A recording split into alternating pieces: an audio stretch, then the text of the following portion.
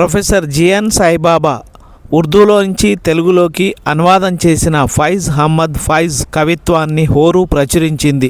ఈ సందర్భంగా హైదరాబాదులో ఆవిష్కరణ జరిగింది.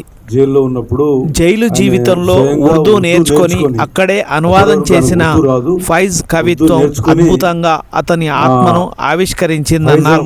ఫైజ్ ఒరిజినల్ కవితలను తెప్పించుకొని ఆయన అంతకుముందు వచ్చిన ఇంగ్లీష్ కవితలను చూస్తూ వీటిని అనువాదం చేశాడు జైల్లో. ఇది దాని ప్రత్యేకత. రెండో విషయము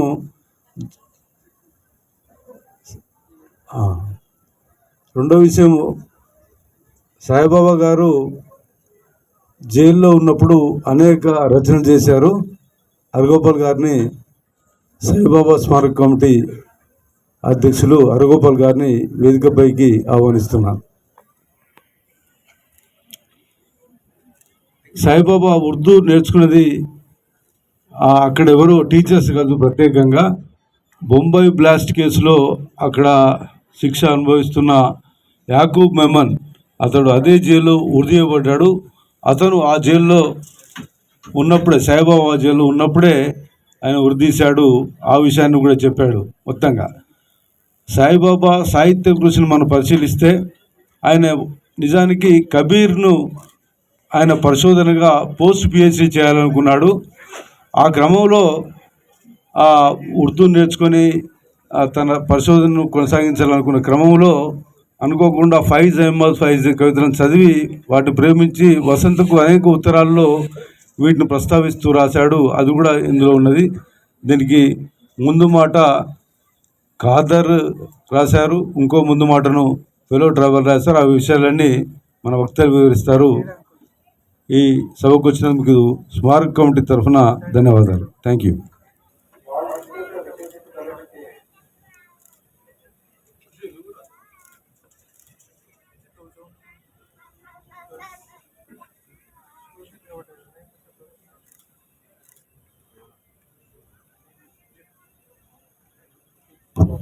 థ్యాంక్ యూ.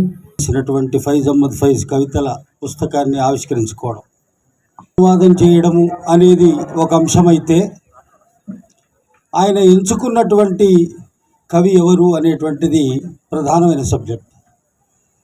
ఆయన ఆ జైలు జీవితంలో ఉంటూ అనేక కష్టాలు పడుతూ ఈ లోకం యొక్క సంకెళ్లను తెంచడం కోసం పోరాటం చేస్తూ, ఆ పోరాటంలో తనకు లేదా తన ఆత్మకు దగ్గరైనటువంటి ఒక కవిని ఎంచుకున్నాడు. అతను ఫైజ్ అహ్మద్ ఫైజ్. అర్థం ఏమిటి అని ఆ మధ్య వాహెద్ ఎక్కడో ప్రస్తావించాడు. ఫైజ్ అంటే ఔదార్యం, ఉదారగుణం, దాతృత్వం, ఉపకారం, మేలు, అనుగ్రహం, జనహితం. ఇవి ఫైజుకు సంబంధించినటువంటి పర్యాయ పదాలు లేదా సమానార్థకాలు. ఆ సమానార్థకాల్లో జనహితం, ఉదారగుణం, ఔదార్యం, ఉపకారం, మేలు వంటి అంశాలు అటు ఫైజ్ అహ్మద్ ఫైజ్లోను ఇటు సాయిబాబాలోను ఎంచుకున్న మార్గంలో ఉన్నాయి. ఫైజ్ అహ్మద్ ఫైజ్కు సంబంధించినటువంటి ఈ కవి సంగమం ద్వారా సోషలిస్ట్ సూఫీ ఫైజ్ అహ్మద్ ఫైజ్ జీవితము సాహిత్యం అని ఒక ప్రయత్నం చేశాం. దానికి కూడా వివి గారు ముందు మాట రాశారు. నాలాంటి వాళ్ళు కొద్దిగా కొనేసుకునే వాళ్ళు ఎక్కడ ఫైజ్ అహ్మద్ ఫైజ్ దొరుకుతాడు, ఎక్కడ రాహత్ ఇండోరి దొరుకుతాడు, లేదా అంతకుముందు ఉన్నటువంటి కవులు కైఫీ ఎక్కడ దొరుకుతాడు, ఇటువంటి వాళ్ళని ఎక్కడ దొరుకుతారో అక్కడ ఎంత అర్థం చేసుకోవాలో అంత అర్థం చేసుకుంటూ వాళ్ళు సమకాలీనత్వమే ఉంటుందంట. సమకాలీన అనువాదమే ఉంటుంది. అది సమకాలానికి అనుగుణమైన అంశం ఉంటేనే ఎవరైనా దేన్నైనా అనువాదం చేస్తారు. దాంట్లో ఇవాల్టి పరిస్థితులకు అనుగుణమైన విషయాన్ని సాయిబాబా సహజంగా ఆయన ఎంపిక చేసుకొని కాదు, ఆయన హృదయం ఎటువంటి వ్యక్తీకరణ కోరుతుందో అటువంటి వ్యక్తీకరణకు అనుగుణమైన కవిత్వాన్ని వెతుక్కొని చదువుకొని దాన్ని ప్రత్యేకంగా చేశారు. కాబట్టి దీంట్లో ఉన్న ఈ సందర్భం అనేది, ఈ ప్రాసంగికత అనేది ఏంటంటే, ఈయన ఎంచుకున్న కవిత్వాలన్నీ ఇవాటి కాలానికి, ఇప్పటి పరిస్థితులకి, రేపటి పరిస్థితులకు సరిగ్గా వర్తిస్తాయి. ఇది సాయిబాబా చెప్పడంలో ఉన్న విశేషం ఏంటంటే, సాయిబాబా అనే ఆయన ఎప్పటి నుంచో ప్రజా జీవితంలో ఉన్నారు.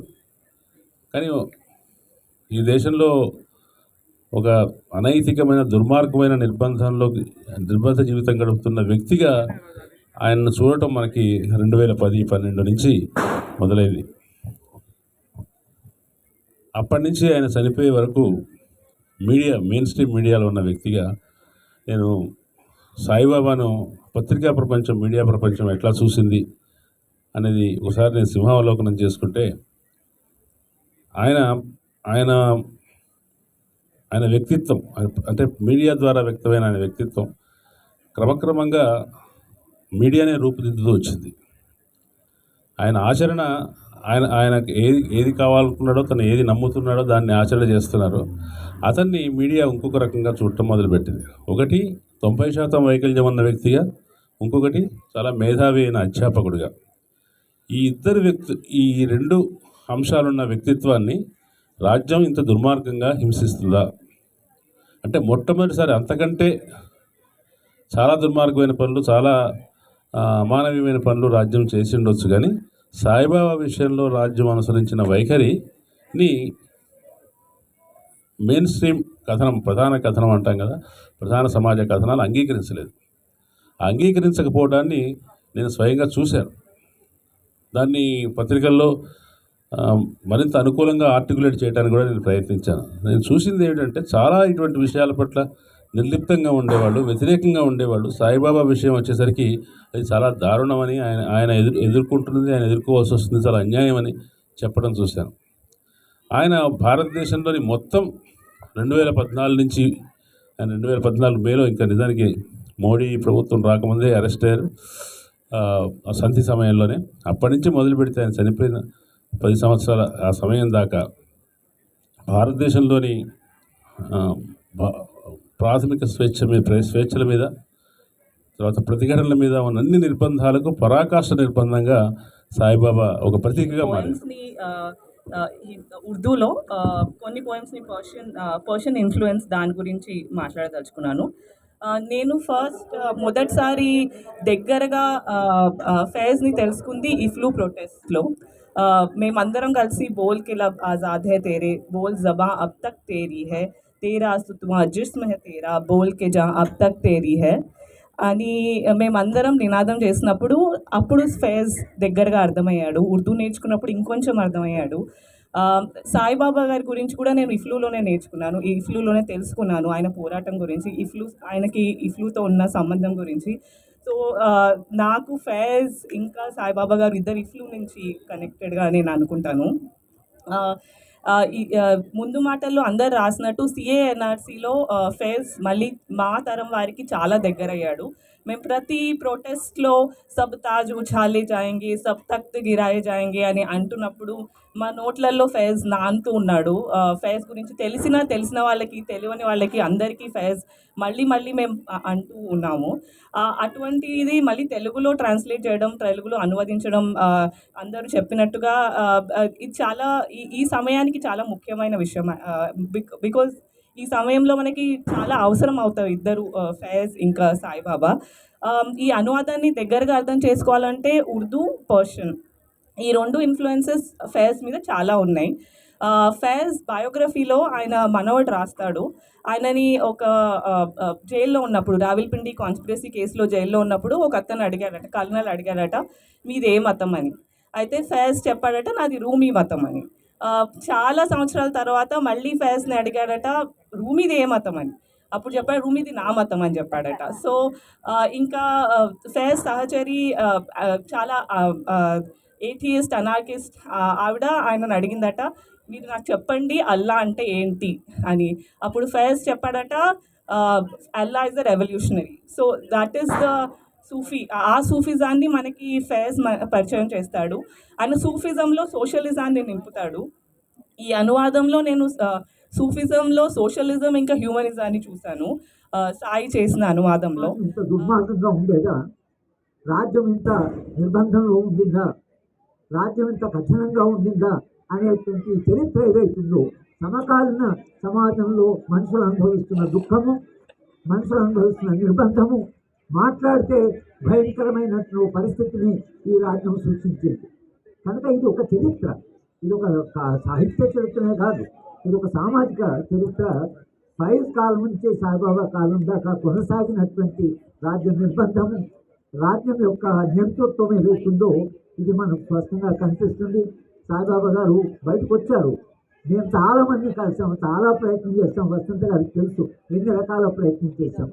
ఎవరి దగ్గరపైనా సింపతి చేయాలంటారు, కానీ ఎవరు మనకు సహాయం చేసిన వాళ్ళు లేరు. చివరికి శరద్ పవార్ దగ్గరికి వెళ్ళాం. శరద్ పవార్ దగ్గరికి వెళితే ఆయన సరే నేను ప్రయత్నం చేస్తాను. వాళ్ళ పార్టీ వాడే హోమ్ మినిస్టర్ అయ్యాడు. వాళ్ళ పార్టీ వాడు హోమ్ మినిస్టర్ అయిన తర్వాత మళ్ళీ నేను ఒక మెసేజ్ పెట్టాను, మీరు మాకు వాగ్దానం చేశారు, మీ వాడే మినిస్టర్ అయ్యారంటే. సాయిబాబా బయటకు వచ్చిన తర్వాత ఆయన జైలుకి వచ్చాడు. మీకేం కావాలని అడిగాడు. సాయిబాబానేమో మొత్తం జైలు నువ్వు సంస్కరించండి అని అన్నాడు. మీకేం కావాలని అడగడానికి వస్తే జైలు సంస్కరించమంటారు ఏమనంటే, ఆయన కన్సర్న్ వల్ల జైల్లో సంస్కరణలు వచ్చి, జైలు అంటే సంస్కరించే సంస్థ, కరెక్షనల్ అడ్మినిస్ట్రేషన్ అంటారు. జైలు పనిష్యంగా కాదది. కానీ ఇంతవరకు ఆ జైలు పర్పస్ చాలామందికి అర్థం కానిస్తున్న ఒక పరిస్థితి ఉంది. అయినా సాయిబాబా గారు బయటకు వచ్చిన తర్వాత ఆయన అనుభవించిన 10 ఏళ్ల నిర్బంధం ఏదైతుందో దానివల్ల ఆయన ఆరోగ్యం బాగా చెడిపోయింది. అయినా ఇక్కడికి హైదరాబాద్ తీసుకొచ్చాము. హైదరాబాద్లో ఆయనకు తగినటువంటి వైద్య పరీక్షలు, ఆయన చేసిన డాక్టర్లు వాళ్ళందరూ కూడా ఆయన ఇష్టపడి ఆయన గౌరవించే చేశారు. అయినా ఆయన ప్రాణాన్ని మనం కాపాడుకోలేము. ఈ రాజ్యం చేసిన నిర్బంధం వలన సాయిబాబా చనిపోయాడు అనేది చరిత్రలో రికార్డు అవుతుంది తప్పకుండా. రాజ్యం కూడా ఎప్పుడో ఒకసారి ఒక జవాబు చెప్పుకోవాల్సింది. ఎందుకు ఒక మనిషిని ఇంత వేధించారు, ఎందుకు ఒక మనిషిని ఇంత నిర్బంధంలో పెట్టారు, ఎందుకు ఇంత హింస సమాజంలో ఉంది అనేటువంటి మౌలిక ప్రశ్నలు ఏవైతున్నాయో ఈ కవిత్వం చదివితే మీకు అవి స్పష్టంగా ఫైజు ఆయన పడ్డ కష్టాలు, తర్వాత ఫైజు తన దుఃఖం నుంచి రాసిన కవిత్వము, ప్రేమ నుంచి రాసిన కవిత్వము, నిర్బంధం గురించి రాసిన కవిత్వము, ప్రతిఘటన గురించి రాసిన భిన్నమైన కోణాలు ఏవైతున్నాయో అవి వాళ్ళ మనకి ఈ పుస్తకంలో కనిపిస్తాయి. ఇక్కడ కూర్చున్న మిత్రులందరికీ, అలాగే ఈ ఎగ్జిబిషన్ చూస్తున్న వాళ్ళు ఎవరైతే ఈ ఉపన్యాసం అంటున్నారో మీరందరూ కూడా ఈ పుస్తకాన్ని కొని చదవలసిన పుస్తకం. ఇది చాలా విలువైన పుస్తకంగా నేను భావిస్తున్నాను. సాయిబాబా మెమోరియల్ కమిటీ పెట్టాము. సాయిబాబా మెమోరియల్ కమిటీ చేయవలసిన పని ఏంటంటే సాయిబాబా అన్న విలువలు, సాయిబాబా జీవించిన విధానం, సాయిబాబా పోరాడిన పోరాటము, సాయిబాబా చేసినటువంటి త్యాగం ఏదైతుందో అది రికార్డ్ చేయడం కొరకే మెమోరియల్ కమిటీ మాకు ఎక్కడ వీలైతే అక్కడ సాయిబాబా గురించి నిష్ణాతులను పిలిపించి ఉపన్యాసాలు ఇప్పించడం, సాయిబాబా మెమరీని తన సాహిత్యం ద్వారానే కాకుండా ఇలా మెమోరియల్ మీటింగ్ పెట్టి సమాజంలో సాయిబాబా జీవితాన్ని విశాల సమాజంలోకి తీసుకోవడానికి మేము ప్రయత్నం చేయడం కొరకే ఈ మెమోరియల్ కమిటీ పెట్టాము. ఈ సభకి వచ్చిన మిత్రులందరికీ, బయట ఉంటున్న వాళ్ళందరూ కూడా మేము ధన్యవాదాలు చెప్తూ నేను సెలవు తీసుకున్నాను.